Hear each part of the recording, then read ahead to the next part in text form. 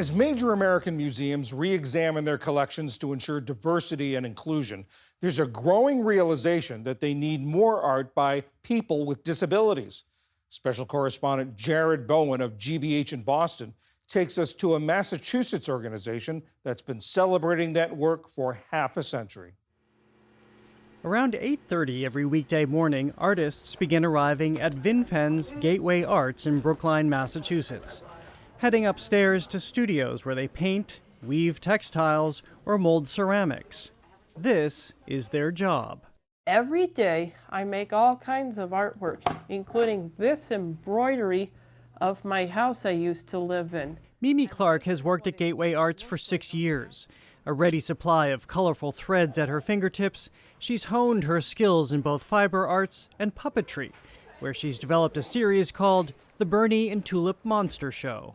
It makes me feel so proud, and I'm inspired as my two favorite puppeteers, Jim Henson and Mr. Rogers.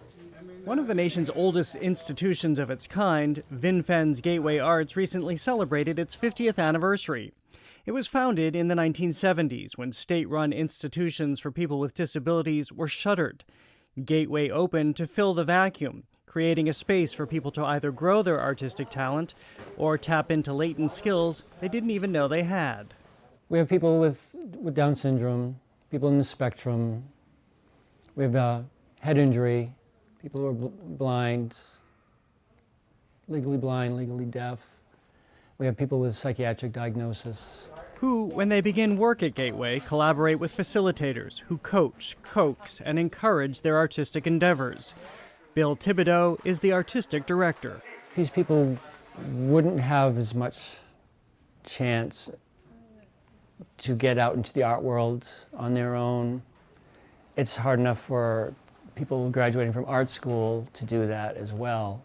So if we can get them a foot in the door and help them as much as we can to be part of the art world, I believe that's important to us and them, especially them. It's like kind of an old town. It's like supposed to be a Germanic village. Painter Chuck Johnston is one of Gateway's 98 artists. Once finished in the studio, their work may be shown downstairs in the organization's gallery, offered for sale in its shop, or even published. Johnston's latest volume is his take on television's The Golden Girls. It's like to put a spin on making it look more animated. Yeah, The Golden Girls, like, I mean, I did that one, and it's like, well, as soon as I finished that, it's like, oh man, I just wish Betty White could have had that one. Historically, one place work by artists like Johnston and Clark has been omitted is museums. Recently, though, some of the country's largest have begun a course correction. At Boston's Museum of Fine Arts, it's begun with tours highlighting the work of disabled artists in its collection, both contemporary and well-known figures whose disabilities are often only a footnote in their biographies, like Frida Kahlo, whose late career paintings were made while she was confined to her bed, and Edward Manet, who had a nerve disorder that often left him unable to walk or stand upright. People within the disability community want to see that.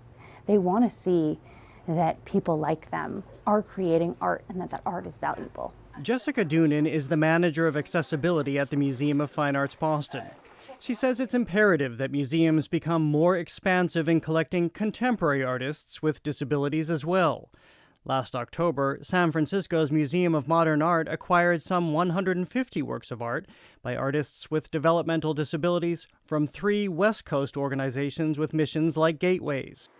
If their art is absent from museum walls, says Doonan, so are their stories. Art is such a universal language. It is able to convey things that so few words are able to do. And particularly for people with disabilities for whom communicating with the rest of the world is particularly challenging, the opportunity to create art and communicate in that manner is so critical. And helps break down notions that artists with disabilities somehow don't merit a place on gallery walls. We've had an exhibition once here where there were our artists alongside some mainstream Boston artists in one exhibition, and people were walking around and saying, well, who did this one? And we'd say, it doesn't matter. And we wouldn't tell them, it doesn't matter, it's art. For PBS News Weekend, I'm Jared Bowen in Brookline, Massachusetts.